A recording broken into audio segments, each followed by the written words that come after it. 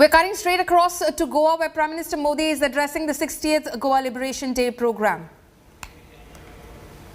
ऊर्जावान मुख्यमंत्री डॉक्टर प्रमोद सावंत जी, उप मुख्यमंत्री चंद्रकांत कावलेकर जी, मनोहर अजगांवकर जी, केंद्रीय कैबिनेट में मेरे सहयोगी श्रीपद नायक जी, गोवा विधानसभा के स्पीकर राजेश पटनेकर जी, गोवा सरकार के सभी मंत्रीगण,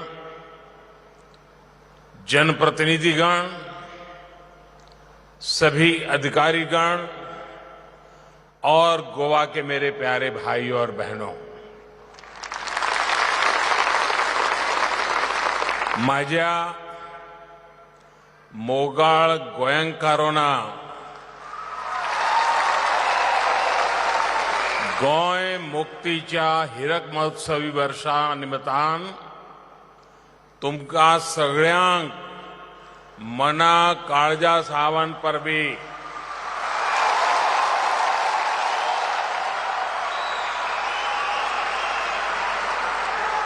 सेमान नटलेल्या मोगाळ मनशाच्या ह्या भांगराळ्या गोंयांत एवन म्हाका खूब खोश भोगत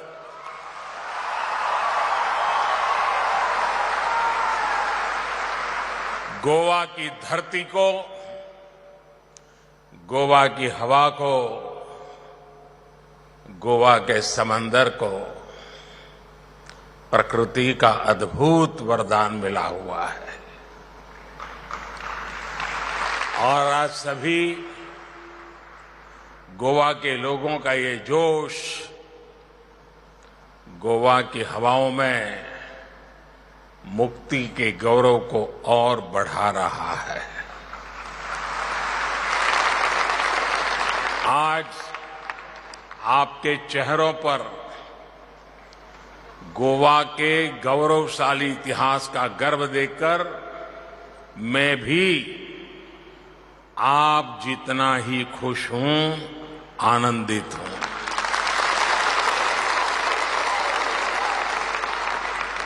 मुझे बताया गया कि जगह बहुत छोटी पड़ गई, तो बगल में ऐसे ही दो बड़े पंडाल बनाए गए हैं और सारे लोग वहां पर बैठे हुए हैं। साथियों, आज गोवा न केवल अपनी मुक्ति की डायमंड जुबली मना रहा है, बल्कि 60 वर्षों की इस यात्रा की स्मृतियां भी हमारे सामने है। हमारे सामने आज हमारे संघर्ष और बलिदानों की गाथा भी है। हमारे सामने लाखों गोवा वासियों के परिश्रम और लगन के वो परिणाम है जिनकी वजह से हमने कम समय में एक लंबी दूरी तय की है। और सामने जब इतना कुछ गर्व करने के लिए हो, तो भविष्य के लिए नए संकल्प खुद ही खुद बनने लग जाते हैं। नए सपने खुद आकार लेने लगते हैं। ये भी एक और सुखद संयोग है कि गोवा की आजादी की ये डायमंड जुबली आजादी के अमृत महोत्सव के साथ मन रही है। इसलिए गोवा के सपने और गोवा के संकल्प आज देश को ऊर्जा दे रहे हैं। साथियों, अभी यहां आने से पहले मुझे आजाद मैदान में शहीद मेमोरियल पर शहीदों को श्रद्धांजलि देने का सौभाग्य भी मिला। शहीदों को नमन करने के बाद मैं मीरामर में सेल परेड और फ्लाई पास का साक्षी भी बना। यहां आकर भी ऑपरेशन विजय के वीरों को, वेटरन्स को देश की ओर से सम्मानित करने का अवसर भी मिला। इतने अवसर, अभिभूत करने वाले इतने अनुभव गोवा ने आज एक साथ दिए हैं। यही तो जिंदा दिल वाइब्रेंट गोवा का स्वभाव है। मैं इस स्नेह के लिए, इस अपनेपन के लिए गोवा के जन जन का आभार प्रकट करता हूं। साथियों, आज हम एक और गोवा लिबरेशन डे को सेलिब्रेट कर रहे हैं, तो दूसरी ओर गोवा के विकास के लिए नए कदम भी बढ़ा रहे हैं। अभी यहां पर गोवा सरकार के अलग अलग विभागों को, एजेंसियों को आत्मनिर्भर भारत और स्वयंपूर्ण गोवा के सफल इंप्लीमेंटेशन के लिए पुरस्कृत किया गया। शानदार काम करने वाली गोवा की पंचायतों, म्युनिसिपैलिटीज को भी अवार्ड दिए गए। साथ ही आज पुनर्निर्मित किले, अगवाड़ा जेल संग्रहालय, मेडिकल कॉलेज के सुपर स्पेशलिटी ब्लॉक, दक्षिण गोवा जिला अस्पताल और डावरलिम के गैस इंसुलेटेड सब स्टेशन का लोकार्पण भी हुआ है। गोवा मेडिकल कॉलेज और मोपा हवाई अड्डे पर विमानन कौशल विकास केंद्र की शुरुआत भी आज से हो गई है। मैं आप सभी को भी इन उपलब्धियों के लिए, इन विकास परियोजनाओं के लिए अनेक अनेक बधाई देता हूं। साथियों, अमृत महोत्सव में देश ने हर एक देशवासी से सबका प्रयास का आह्वान किया है। गोवा का मुक्ति संग्राम इस मंत्र का एक बड़ा उदाहरण है। अभी मैं आजाद मैदान में शहीद मेमोरियल को देख रहा था। इसे 4 हाथों की आकृतियों से आकार दिया गया है। ये इस बात का प्रतीक है कि कैसे गोवा की मुक्ति के लिए भारत के चारों कोने से एक साथ हाथ उठे थे।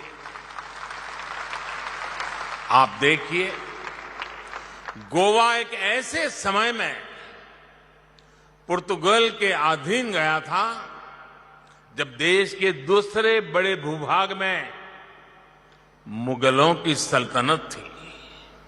उसके बाद कितने ही सियासी तूफान इस देश ने देखे, सत्ताओं की कितनी उठक पटक हुई, लेकिन समय और सत्ताओं की उठापटक के बीच सदियों की दूरियों के बाद भी न गोवा अपनी भारतीयता को भूला, न भारत अपने गोवा को कभी भूला। ये एक ऐसा रिश्ता है जो समय के साथ और सशक्त ही हुआ है। गोवा मुक्ति का संग्राम एक ऐसी अमर ज्योति है जो इतिहास के हजारों झंझावातों को झेल कर भी प्रदीप्त रही है, अटल रही है। कुंकलली संग्राम से लेकर छत्रपति शिवाजी महाराज और संभाजी के नेतृत्व में वीर मराठाओं के संघर्ष तक गोवा के लिए लगातार प्रयास हुए, हर किसी की तरफ से हुए। साथियों, देश तो गोवा से पहले आजाद हुआ था। देश के अधिकांश लोगों को अपने अधिकार मिल चुके थे। अब उनके पास अपने सपनों को जीने का समय था। उनके पास विकल्प था कि वो शासन सत्ता के लिए संघर्ष कर सकते थे, पद प्रतिष्ठा ले सकते थे, लेकिन कितने ही सेनानियों ने वो सब छोड़कर गोवा की आजादी के लिए संघर्ष और बलिदान का रास्ता चुना। गोवा के लोगों ने भी मुक्ति और स्वराज के लिए आंदोलन को कभी थमने नहीं दिया। उन्होंने भारत के इतिहास में सबसे लंबे समय तक आजादी की लौ को जलाकर रखा। ऐसा इसलिए क्योंकि भारत सिर्फ एक राजनीतिक सत्ता भर नहीं है। भारत मानवता के हितों की रक्षा करने वाला एक विचार है, एक परिवार है। भारत एक ऐसा भाव है जहां राष्ट्र स्व से ऊपर होता है, सर्वोपरि होता है, जहां एक ही मंत्र होता है, राष्ट्र प्रथम, नेशन फर्स्ट, जहां एक ही संकल्प होता है, एक भारत श्रेष्ठ भारत। आप देखिए, लुइस दी मिनेजिस ब्रांगाजा, स्त्रिस्त्राव ब्रांगाजा द कुना, जूलियो मिनेजिस जैसे नाम हो, पुरुषोत्तम काकोडकर, लक्ष्मीकांत भैमरे जैसे सेनानी हो, या फिर बाला राया मापारी जैसे युवाओं के बलिदान, हमारे कितने ही सेनानियों ने आजादी के बाद भी आंदोलन किए, पीड़ाएं झेली, बलिदान दिया, लेकिन इस मूवमेंट को रुकने नहीं दिया। आजादी के ठीक पहले राम मनोहर लोहिया जी से लेकर आजादी के बाद जनसंघ के कितने ही नेताओं तक ये मुक्ति आंदोलन लगातार चला था। याद करिए मोहन रानडे जी को, जिन्हें गोवा की मुक्ति के लिए आंदोलन करने पर जेल भेज दिया था। उन्हें सालों तक जेल में यातना झेलनी पड़ी। गोवा की आजादी के बाद भी उन्हें कई साल तक जेल में ही रहना पड़ा। तब रानडे जी जैसे क्रांतिकारी के लिए अटल जी ने देश की संसद में आवाज उठाई थी। आजाद गोमांतक दल से जुड़े कितने ही नेताओं ने भी गोवा आंदोलन के लिए अपना सर्वस्व अर्पण किया था। प्रभाकर त्रिविक्रम वैद्य, विश्वनाथ लवांडे, जगन्नाथराव जोशी, नाना काजरेकर, सुधीर फड़के, ऐसे कितने ही सेनानी थे जिन्होंने गोवा, दमन, दीव, दादरा और नगर हवेली की आजादी के लिए संघर्ष किया। इस आंदोलन को दिशा दी, ऊर्जा दी। साथियों, गोवा मुक्ति विमोचन समिति के सत्याग्रह में 31 सत्याग्रहियों को अपने प्राण गंवाने पड़े थे।